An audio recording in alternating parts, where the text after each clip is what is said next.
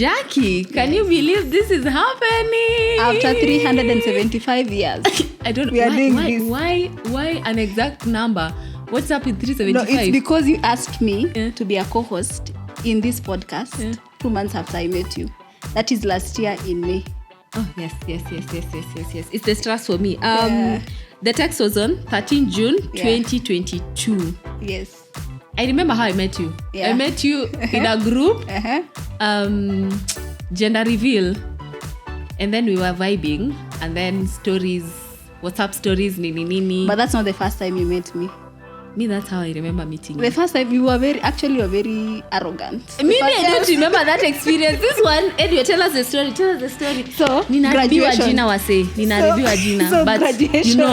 You know me. Graduation for a friend. And you came in late. The way you come into all events late. Guys, like I said, naribiwa jina, so, but mimi Jojo amekuja fashionably late. Mimi nilikuwa DJ. Nilikuwa nimetoka kazi. Nilikuwa nimetoka kazi. Secure the bag. Very important. It's very important for you to secure the bag. Whatever you do, secure the bag, guys. So amekuja fashionably late.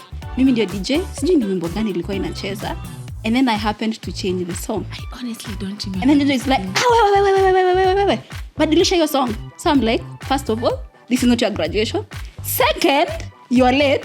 Third, why do you want me to change the song?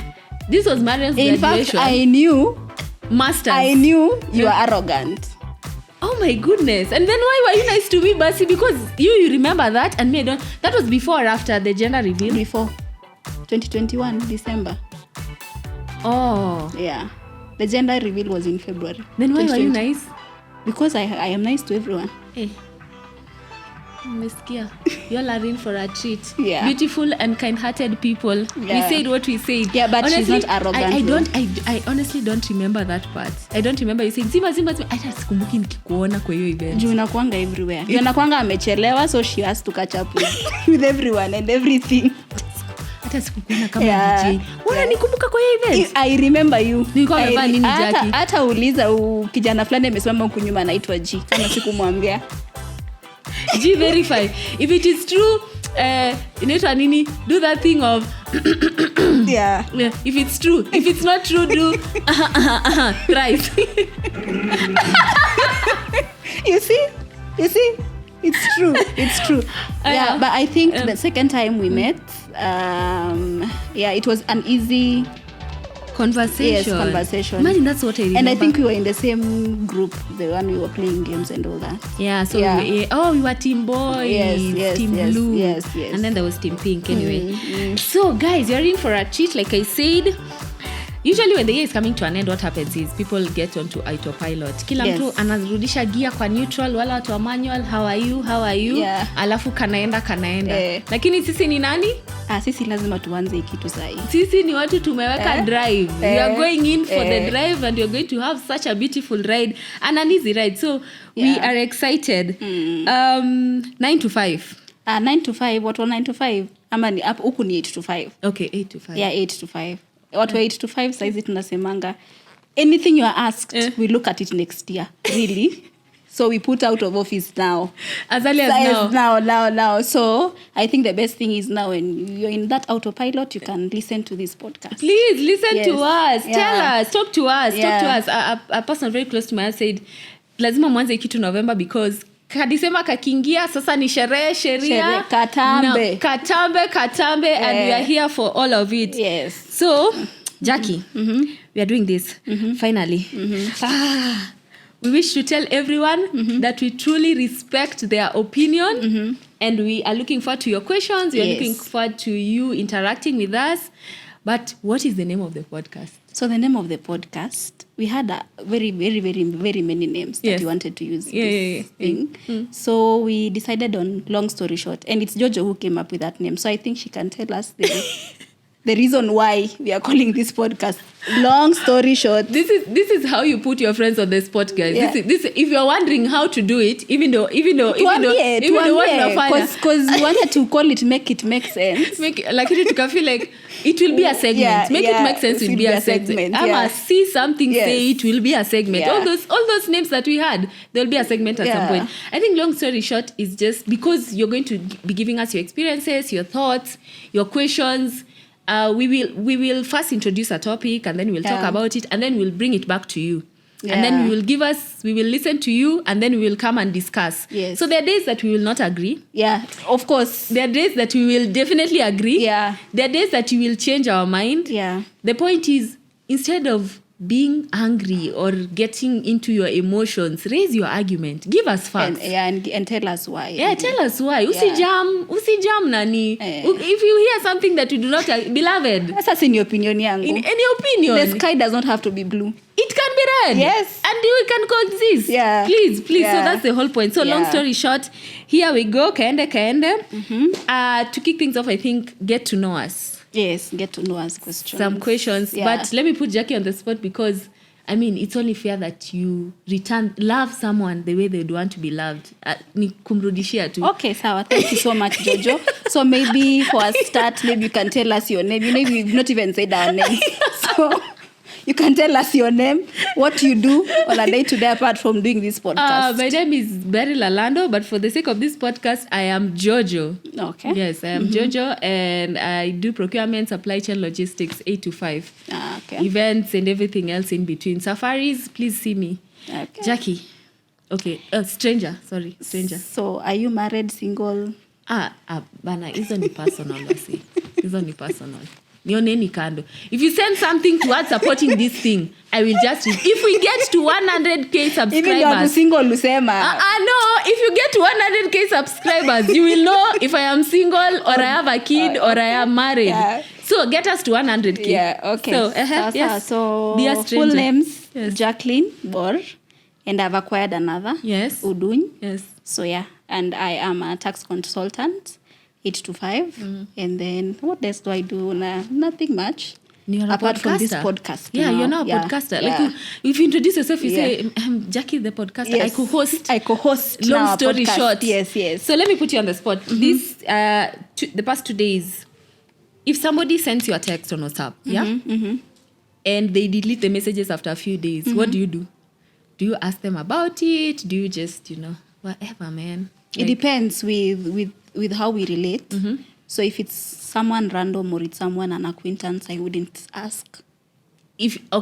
Plot twist. If you've seen the message, you've Or just if not replied. I've seen, Yes. I don't think it would depend on the context of the message.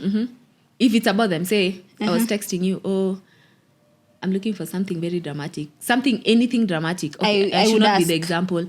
An acquaintance. If it's a friend, if it's a close friend, you'd ask. I'll ask, yes. An acquaintance, Not really. It depends with the context of the message, really. a colleague, No. your boss.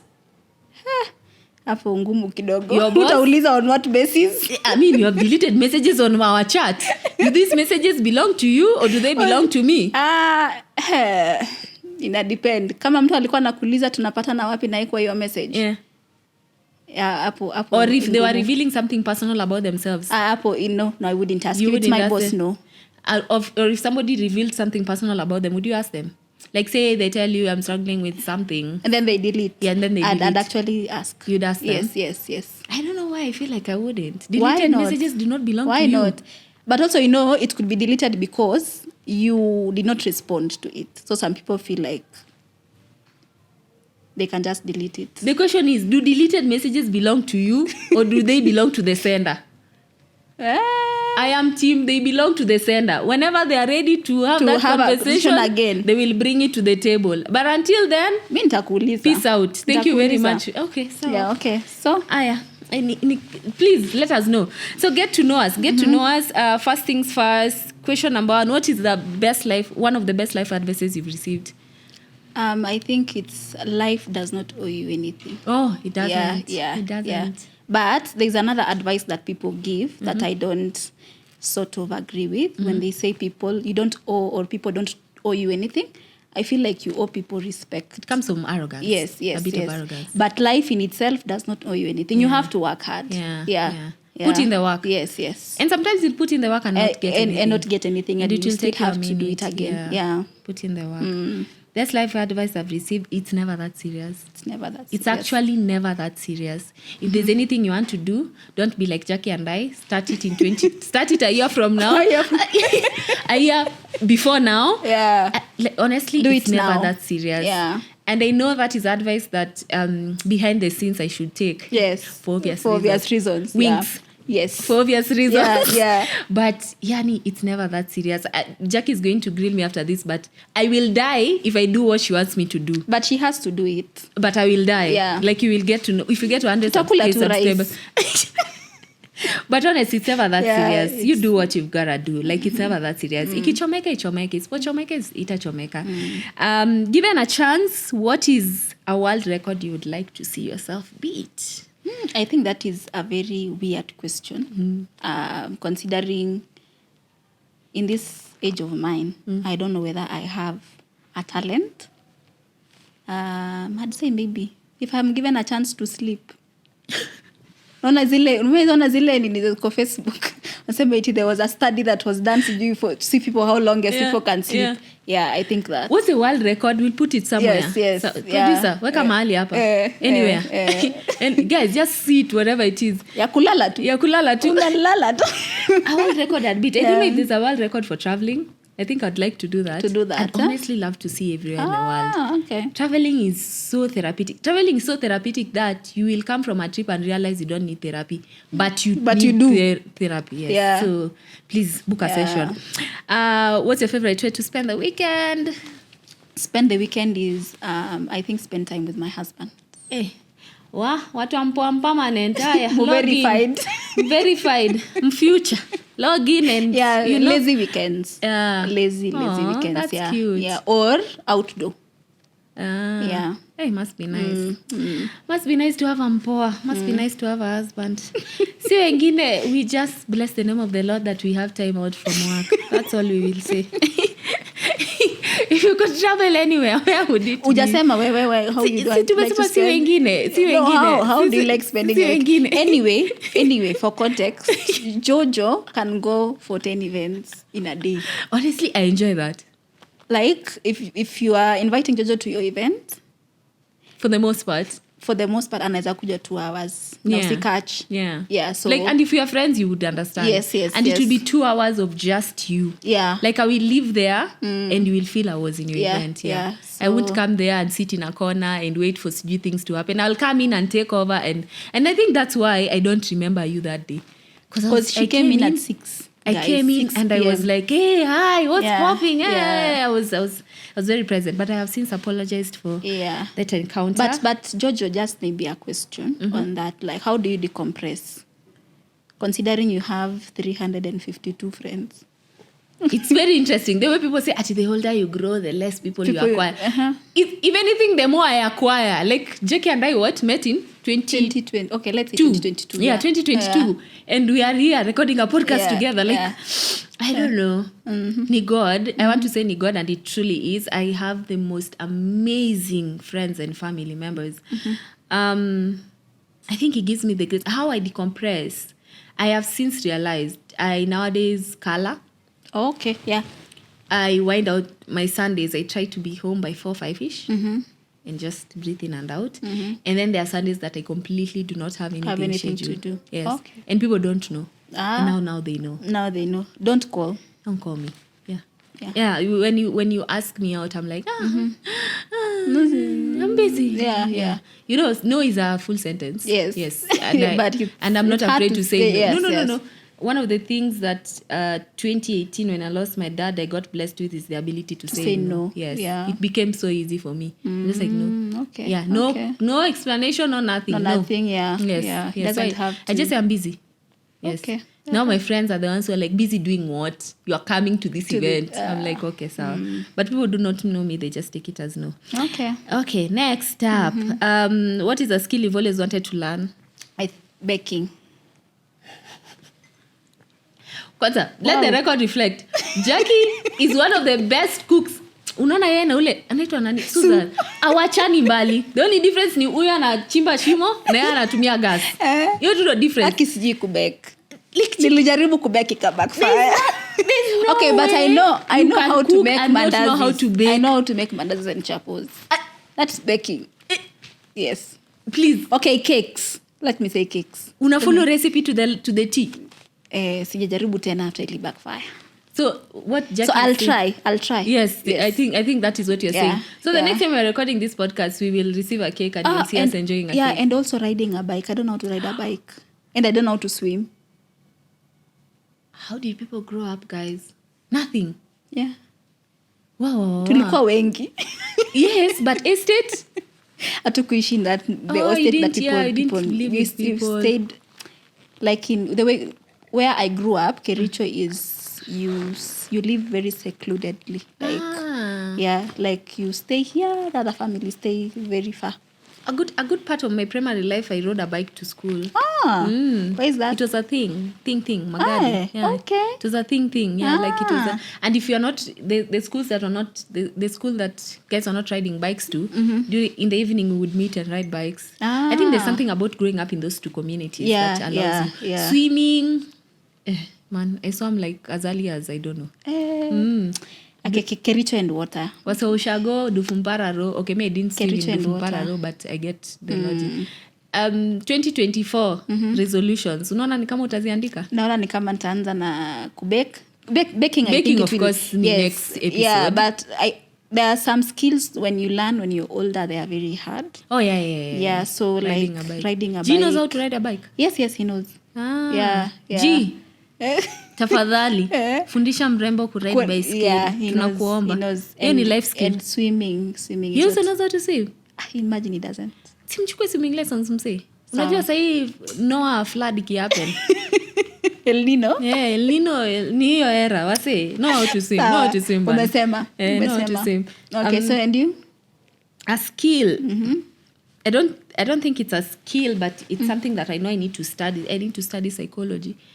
Given the privilege that I have of meeting people, and people, when I ask somebody a question, people trust me with their lives and their experiences. So it would only be wise if I had educational background on how to do it. Even when I run my stories on WhatsApp, most of the times why I do not continue, it becomes too heavy. Yes, and I'm like, whoa. Yeah. I need to step away. But every psychologist or anyone who is in the psychiatrist who's spoken to me, they've said you're taught on how to put them in boxes and how to decompress and how not to take them personally and to separate. Yes. But now, unfortunately, these are people on my contact on your list. contact like list. This is Jackie telling me something very heavy. Yes, and it's just like I have been living with Jackie for years. And you've never known that. Exactly. Yeah. And then it's Jackie and it's Nani and it's Nani and I'm like, then, man, guys, I'm so sorry. And then it weighs me down and then I'm like, we will get back to this, guys. Yeah. And then I come back after a while. Yeah. Makes sense. Yeah, that said, we are not losing the WhatsApp stories because we are meeting people in the realities they have chosen. Kama wewe hautasikiza podcast, which we highly recommend. Skiza. Tutakutana huko kwa status. Kwa WhatsApp. Are you a morning or night owl? A mixture of both.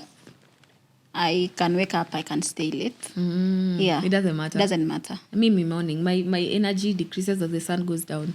Yeah, by the way, Jojo is the person who will text you at 4 a.m. in the morning. Yeah. Send you voice notes at 4 a.m. Who does that? In clear voice. Who does that? But as the day goes. But at 9, 10, not unless she's somewhere. And she will be sort of asleep. Yes. Like when you're somewhere in a crowd. Unless I take something very sweet. So that I'm like, tumalize tuende. So definitely a morning person. Yeah. The last book or movie that inspired you in one way or another, left and lasting impression. I think there is a Netflix movie I watched recently called Missing. That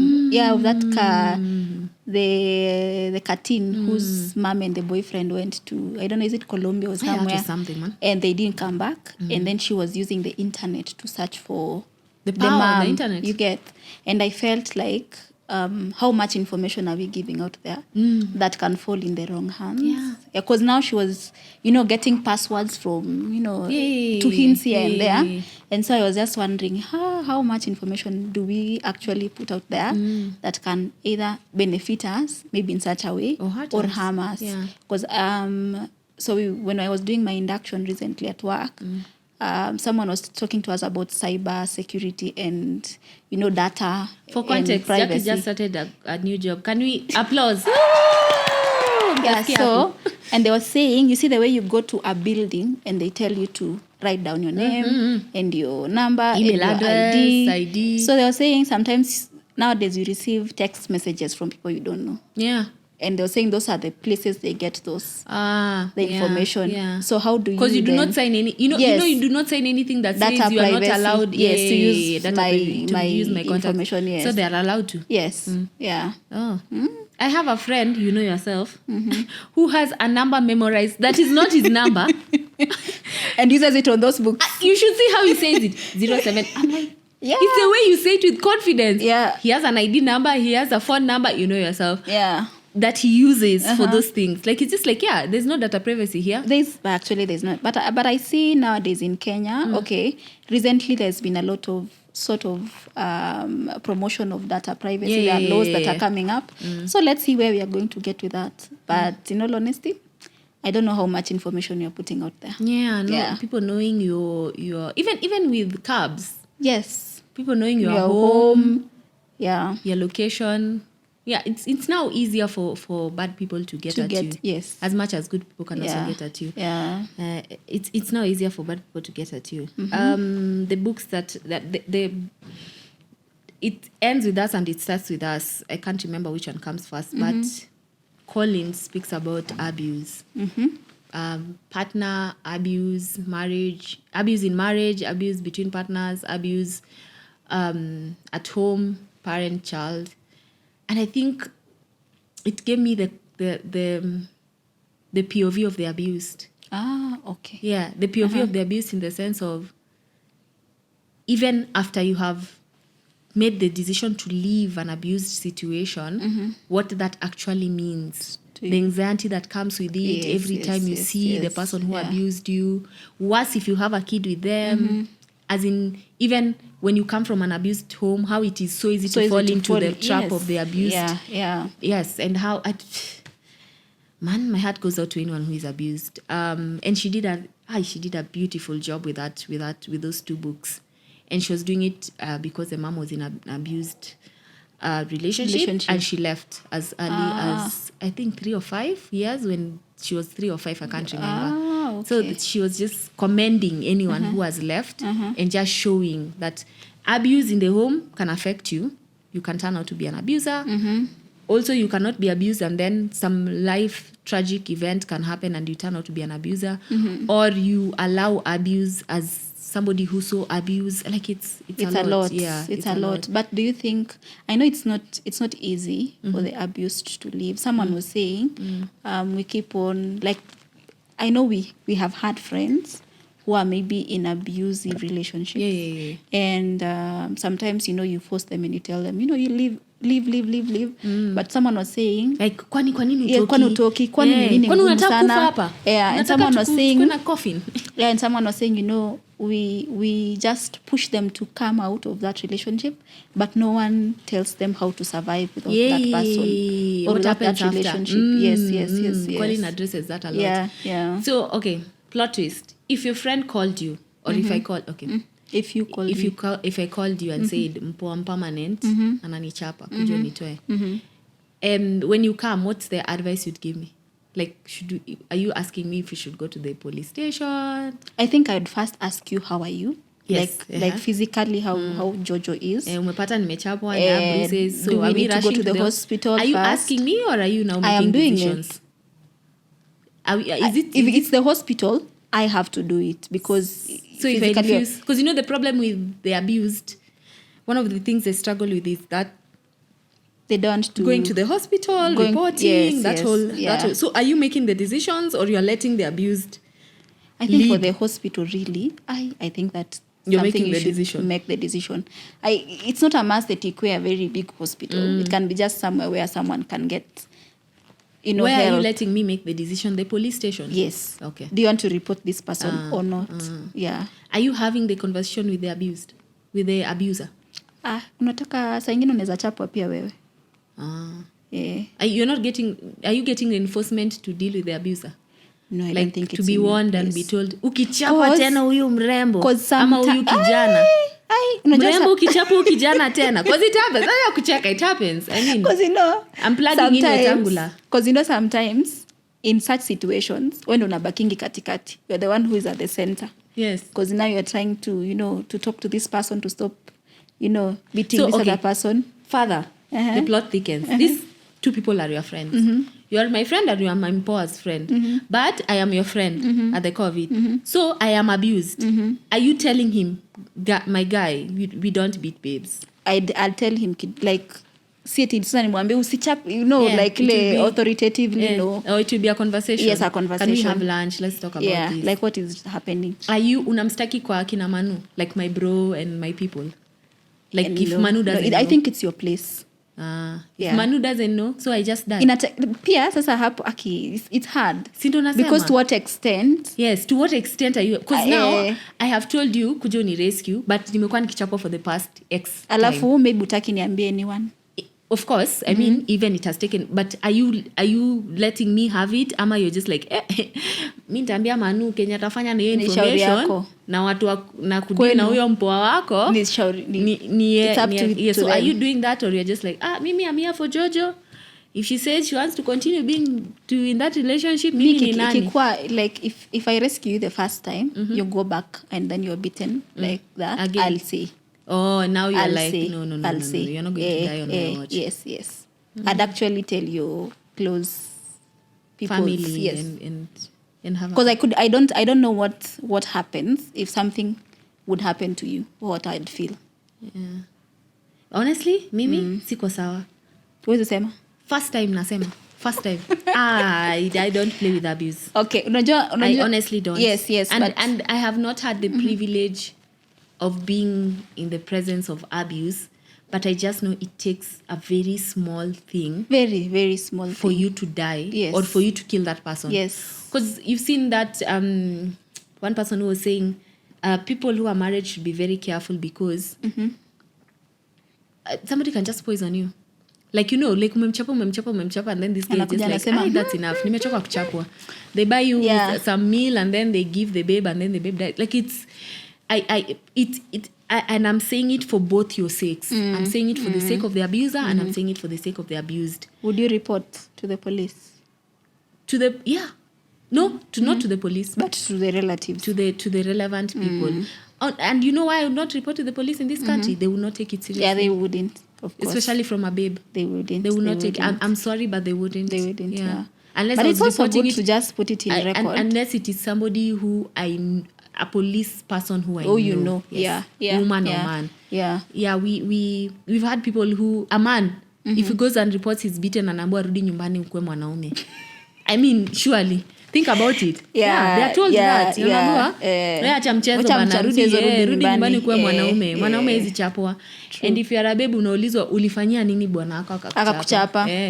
So I mean, because I would even get more angry at the police station. I would not. Yeah. I've seen people who've taken matters into their own hands. I don't agree with it, but I see where they're coming from, where they decide to just go and visit the abuser and tell him or her, we don't do that. Yes. So that's the last time you're doing that. My only problem with that is that maybe you might make them more angry. Of course, yeah, because their anger is somewhere else. Yeah. And then now they go that day and take it out on that person and now that kill the abused or leave them with a scar that I don't know. I would report so that it's okay. I have seen people who have recovered from abuse, both parties. The when abuse they and walked the abuse. away. The abuser and the abuse. Yes, when they walked away and just everyone, because the abuser is suffering from something. I mean, nobody is born with the ability to abuse someone. Yeah. Of course, we're all born out of sin, but I don't think that's something that anyone something enjoys. You learn. It's something you learn. So the abuser goes and gets the necessary help that they need to overcome this. But they have to admit, kwanza, they That really have a they- problem. yes. And the abused get back their power and get to see their self-worth and nini, and I have seen people reconcile after it when they separated and every person went. But reconciling in now coming back to the relationship, or reconciling to just, be... Both. Reconciling, coming back to the relationship, and reconciling to just now co-parent. Hey, hapa kwa kurudi kwa relationship. Yeah, anything is possible. Yeah, but yeah, to each their own. Yeah, to really. each their own. Yeah. But once people heal, they can be the best versions of themselves. Yeah, true. The problem Very is true when you're hurt. Yeah. Hurt people. But once people heal, they can be the best version of themselves. Yeah. So that took a tangent. It's fine. Do you have a go-to comfort food? I go to comfort food. I'm not really a foodie. I am not a foodie. Yeah, hata mimi I eat because we have to. Yes, because we have to eat. Kweli. You should see a producer. A producer is laughing. No, this one is just like, what is that? Ni kweli. What is that, Like if guys? you ask me my favorite food, I cannot tell you. We literally had a conversation on vegetarian meals Yeah. and non-vegetarian meals. And beloved, all the vegetarian people, We please salute log you. in. We want to say we salute and salute you. respect you. Yeah. Because variety is what you have. And what we don't know. Yes, we don't understand. Yeah. Mambo hapa mushroom, Mushrooms, tofu, pania. all kinds of legumes, Ah. chapati rice, Chapati rice and ugali, ugali. mboga. All those are Githeri. options. And then there's you, Then- who is eating meat every Meat day. every day. Fish and eggs, beloved. But when will you change your ways? They need mix it up. Jojo says she can eat fish from Monday to Monday. I do Honestly, not understand. It's almost Monday to Monday with starch or greens. Like Tilapia, how? Monday to Monday. And do you know the difference between sijui tilapia, sijui Yeah. Central and Yeah. Kisumu? I would know. Hata nitakula hivi nikwambia, hii samaki is giving Me, I don't know the difference. Ati sijui hata steak. Sijui ati sijui rib eye, sijui wapi. But steak is steak. That I also know because I grew up in Masai land. I would know. can't tell. I would even tell how old this meat is. Yeah. Kama it's young or old. Sisi ndio hao. Nyama ni nyama. Tuachie hapo. There's us and then there's us. Yes. But we both don't care for Yeah, food as much. really. Like Yeah. we eat, we don't eat. It's just another day. We actually just had our meal just now. But anyway, what's your dream job? My dream job. Why? My dream job. I think it would be a remote job. Because I'd be able to move around easily. Yeah. But doing what? What? What's the one thing you feel like I could do this even for free? Because you know that's the beauty of a dream job. You see people who've worked I think- for even 10 Yeah. years. There's a guy who worked for 2 years without his salary. I was like, 2 you years. must That be is mad. volunteering. No. Or just asking. Just asking for our You must be viewers. mad. No. Or like you work, you earn the salary, then you give it out. No. Where? Okay, explain. There's something going on here. You work every month and they keep saying they will pay you the next month for 2 years. Si ungesema hivyo. Personally, So there is this church that you work and you give out all your money. The other side of Catholic, I don't know how it's called. it's giving the president of Zimbabwe. It is, isn't Zambia? No, the president of Zambia. Is it Zambia? Yeah. The president of Zambia. He gives back all his salary. Yeah, there's this arm of Catholic. I don't know what they are called. Tell us. Yeah, but you work and We'll put it you somewhere. give like all your cash. Don Bosco. Ah. I think we don't know, but we will We're check. not sure. Catholics, please tell us. Yeah. That's noble. But yeah, it's noble. Mimi, month 1. 30 days. Ukikosa kunilipa, over and out. Yeah, so you're talking about, you're saying it's no, or the first month. Yeah. Yes. The first month, you do not pay me. Thank you very much for your services. Si lazima to do. Tunaweza enda home na tu Yes. chill too. Yeah. Yes, thank you very much. Yeah. You? How long would you give someone? A month. A month. A month. Honestly, si lazima. A month. So my dream job would be like just to travel the world and listen to people's point of view. Like I'd like to hear how people think about things, what they like, what they don't like, why they think the way they think. Yeah. For the most part, even that's why we do this podcast. I someone's point of view does not really trigger me. Yeah, I'm just like, oh, that's what you think. Cuckoo. And this is what I think. Yes. So let's try convince each other on which path we should take. But to say we cannot coexist with different opinions, I think you can actually coexist. Yeah, I think that is something that we need to learn to accept. Yeah. That we are not, like, your point of view. Because I think we are brought up in such a way that you're made to think that you're always right. Beloved, especially I'm leaning into the mic to say, beloved, especially this message is for you. Jackie is about to plug in. If you are a beloved, give them their message. So like, you are always brought up to think like, when unajua kila kitu and your point of view is so you don't, and I think that is something we millennials struggle with. And I also feel like Gen Zs are. So let me just take a tangent. They're the Jadens and the... Now that tumeingia hapo.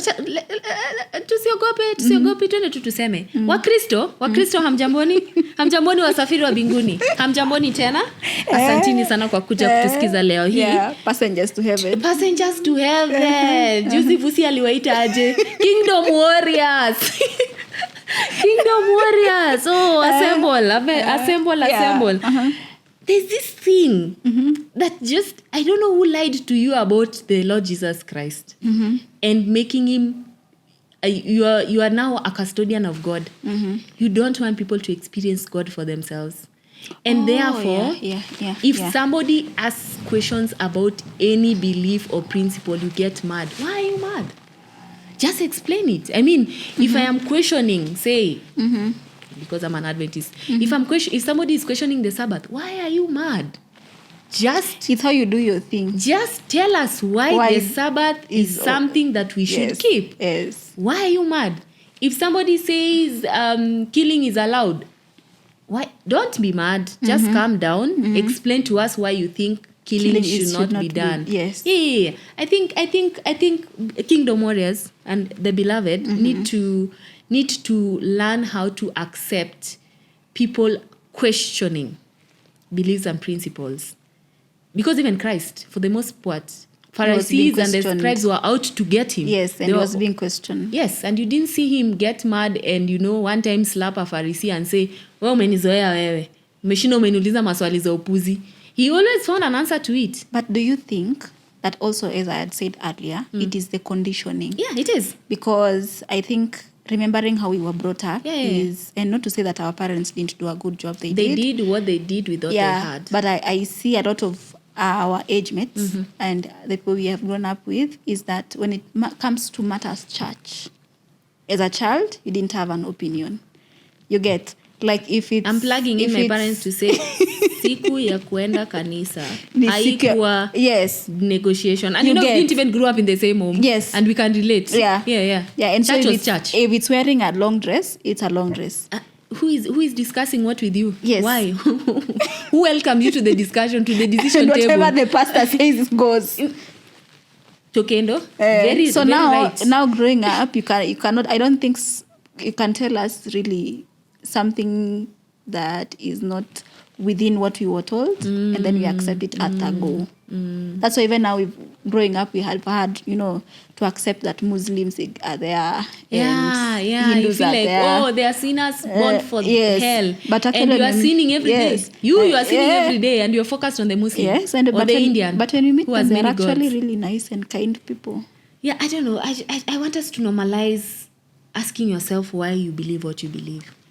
Could you please have a conversation? If you are a Christian, at least that's the only religion I subscribe to currently. If you are a Christian, I want you to ask yourself, why do you believe what you believe? Is it because your mom said it? Is it because your dad said it? Is it because your pastor said it? Is it because your grandparents said it? Why it's conditioning. Do you believe what you believe? And because what that does is, one of my favorite texts in the Bible says, you shall know the truth and the truth will set you free. What that does is it gives you an opportunity to have a personal relationship with the Lord Jesus Christ. Therefore, hence, you cannot know God. So you don't peg it on someone else. And there's no way you can know God and treat people badly. Anyone who is treating anyone badly does not know God. Yes. Yeah, as in, that's the truth. Because by beholding him, you become. And God loves the wicked and the righteous. Yes, he says. Both. Yes, he says he makes his sun shine on the wicked and the righteous. So I mean, there's no way you can. If you really, really know God, Aki, Kingdom Warriors, you would actually be kind. Pastor Jojo amenena. Tupitishe kitasa, please. Tupitishe kitasa. Deaconess. Tupitishe kitasa, please. Thank you very much. Thank you very much. Okay, I think it's the last question. Yeah. No, it's the second last. Second last. Yeah, third last. Are you an introvert or an extrovert? I'm even laughing. My God. It's giving extrovert. Yeah, there. It's giving we are out. Yeah. Yes. Yeah. What's a goal you are currently working towards? Oh, that's deep. A goal that I'm working towards. A goal I'm working towards, I think, is to have some time in my day that I do personal things for my personal growth and personal development. Oh, like, is it an hour or two where it's just about me? Yeah. So what should you do in this hour or two? Learn how to crochet, things like thinking. that. Yeah. Knitting. So knitting, baking, learning a skill on YouTube, reading. Yeah. Anything, really. A goal I'm currently pursuing. I think I'm still on the journey of knowing who is Jojo. Who is Jojo? Honestly, for the most problems will end in this world if people just knew themselves. Because I bet if I ask you who is Jojo, you will tell me what you do. Yeah. Ati, my Jojo is I work with. No, that is not you. Who is Jojo? Yeah. And even for the most part, do you want to go there? Yes, we are. You see the way these divorces have been happening in Hollywood recently, like people who my heart breaks for them. Yeah. Even in Kenya and our generation, I think relationships are breaking because people don't know who they are. Therefore, you get into a relationship with person Y and you take over their life. Yes. But who are you? Do you like the outdoors? Do you like sitting at home? What are your trigger points? People don't know their trigger points. What is your childhood trauma? Do you have a motherhood? Do you have a fatherhood? Like, what do you enjoy doing? If it was up to you, if money was not involved and all things constant, what would you do? Like, who are you? Like, wewe ni nani? And the journey to knowing who you are, I think doesn't end. I think, but the more you know who you are, the more you boldly step into it. Yes. Like, there are things that people will approach you to do and they're like, no thanks. It's not me. Niko sawa. Yeah. Like I keep saying it. Nasi isi kiburi wase. It might come out as kiburi, but si kiburi. If you are interviewing me for a role that is not in Africa, interviews ni ngapi? Ya kwanza, kuona kama I exist. Am I a robot or not? Ya pili, to meet the owners of that company. Even their group assessments. I am not doing sijui a PowerPoint presentation. In fact, I've never done it. What am I even thinking? Sisi tumefanya. I am not doing those things. Aptitude. Where were you when I was finishing campus? No.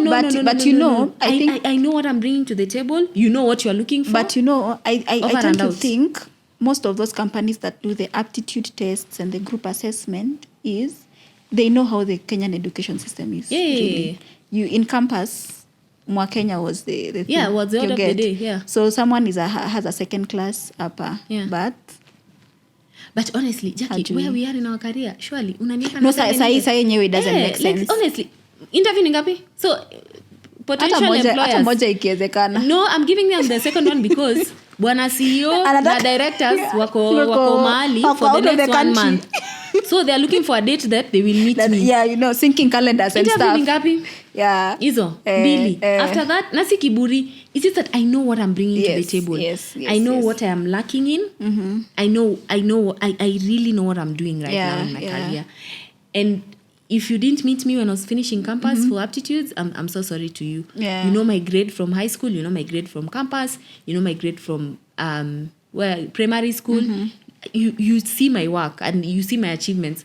At your cover letter, I am increasingly stopping to write it. Yeah, just the CV is I am increasingly stopping to write it. Actually, I think a CV is enough. Yeah, on it. At a squeezy jobs cover letter, I'm just like, okay, not mine.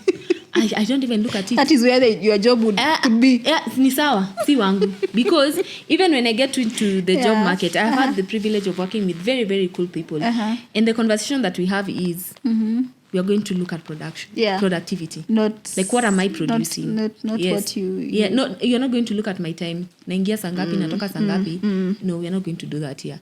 Am I giving you value for your money? For your money. And anytime I am okay with you calling me in for a meeting that says we are about to reduce your salary because of XYZ. Yeah. Okay. And even in the same heartbeat that you are willing to do that, if I come in and say I have surpassed my productivity levels, I expect you guys to look at it and go like enyewe you have. Yeah. Doesn't happen, but unajua, all dreams are valid and other short stories. Yeah, but by now we know what we are doing. We really do. Yeah. So interviews, international like if I'm leading Africa, I see how you want me to meet West Africa region, South region, North region, EA region. So it's okay. I can have 5 interviews to meet every region, and then to meet the overall region. But Kenya, the Kenya is 2 for me. 2. Okay. Please, potential, but natafuta kazi wasi.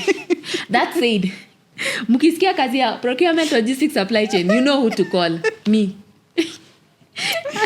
Final question, and then we wrap this up. Sorry. Sasa ni refu kama sijui nini. If you could have dinner with anyone, who would it be and why? Dinner. Aki, do you know? Okay, okay. If you could sit with anyone, because meals are not a thing for us. Let's say if you could sit with anyone. Is it a celebrity? A what exactly? I think on anyone, just like who is someone who you feel like, it can even be as simple as G, like who is someone that you feel like, hey, it's been a long time since we just went out and just sat and just I think for me, first of all, I've never been obsessed with celebrities. I've never understood it. Nani anakuja hapi? No. Hillsong walikuja haukuwaona? Sikuwaona. Solfest ulienda? No.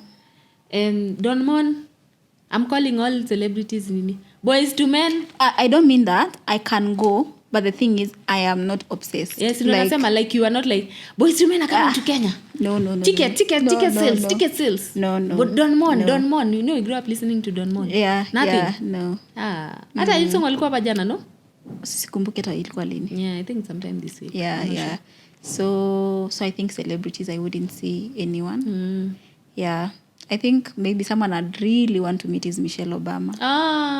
Yeah. Mrs. O. Powerhouse. Yeah. Mrs. O. Mrs. O knows how to do a brand. That is how you do a brand. She did a good job with her brand. Yeah. Through and through. Yeah. That's how you do a brand. Yeah. I think she even gets more respect than any other even the current first lady. Yes. True. And it will go for a minute. True. Whoever was in charge of her brand and how she, but she's also a nice person, it appears. Most people say. So yeah, me, I don't know. Kweli. Niko hapa Jojo. Pick me. I think my mom, it's been a minute since I sat down with her. Yeah. Oh, okay. Yeah. I would also say my sisters because they are not here. It would be my mom. It's been a minute since we sat down. Just the 2 of us. Yeah, just the 2 of us. We have sat down with people, but just the 2 of us. The 2 of you. And my mom is not your ordinary mom. You could literally ask her anything. Yes. She's those cool aunts. I see you do photo shoots with her. Yeah. She's those cool aunts that people come and tell them. My cousins and people tell her a lot of things. Yeah. So yeah, I'd say my mom. It's been a minute since I sat down with her. Okay. Yeah. So that's it. Kuna swali lingine unataka tuulize? No. Iko sawa? I think tumeuliza yote umetujua. You have now known a bit of. Kama kuna swali ungependa kujua, tufikishe 100k subscribers while at it. Ask away. But ask us. Yeah. We will answer. Ask us in the comment sections. Ask us wherever you will see this pod. Ask us wherever you will see this on Instagram. Yeah. On wherever you'll see us. Please ask us. So anytime you listen to this pod, we hope you will feel it is a pod that allows you to laugh and grow. It is a pod that makes you heard, seen, and understood. Yeah. I hope you know you can always send in your life experiences. We will laugh. We will cry with you. And questions. Yes, and questions. And opinions. Like you said, I really feel like every opinion can coexist. As long as it's not hurting anyone, like you're not hurting anyone, the sky can be red to you and that'll be fine. And it's blue to me and it's fine. Yeah. The plants can be purple. Good for you. Who knows what you are seeing? Yeah. And we can coexist. True. I would just belabor in explaining to you why it's green, and I'd hope you'd extend me the same grace of showing me why it's purple. Yeah. So welcome on board. Let us take this ride. Any parting shot, Jackie?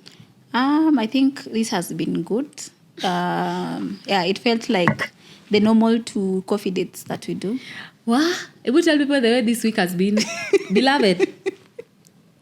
Tumekunywa coffee. Tumekunywa kahawa. So it's not been a lot of pressure to do this. It has felt normal. Yes. But it is work. It's work. We didn't anticipate it to be this much. I think we respect all other fellow podcasters and all other social media influencers and brand ambassadors. And anyone who does this job. And we've had the privilege and of producers. We've had the privilege of working with very nice people. Yes. Shout out to Eston. Hello, You need anything. Yes. Anything. Shout out to our assistant and sponyoji. Mr. G. Tumesema producer uongezee mtu kitu. Ongezea kitu msee. Msee apewe kitu. Yeah. And shout out to you, Jackie, for co-hosting this, despite us, according to you, starting on a very bad note. But 375 years later, I don't know why that number is 375, guys. I'm also wondering. If you know the reason, please tell me. Yeah. But imagine, a month after we met. And shout out to Marion for introducing us to one another. Because that was and she graduation. Will come here. Yes. Marion, bebe, nasi jokes. Na kwa hii podcast, at least, kuna kwanga na chakula. Na malipo yako iko wapi? Mbinguni. Heaven is where we aim, all of us. Please, if you know, member, nenda zako. Yeah, so come and tender member. Yeah. So I saw this quote. Diamonds are formed under pressure. Bread rises when you let it rest. And the same water that softens the potato hardens the egg. What's motivating you may not be for somebody else. Remember that. That's nice. I know. That's nice. I listen to it like, wow. So hata kama una feel hii podcast haiko motivate, unaweza rushia mpoa. Yeah, just share it. It's not for you. Unarushia mpoa. We understand. Unarushia mpoa. Mpoa permanent. Mficha verified and other you short get stories. it? Yeah. But anyway. we look forward to doing this. Yeah, and thank you, Jojo, for pushing this. I don't know where you got the idea of a podcast.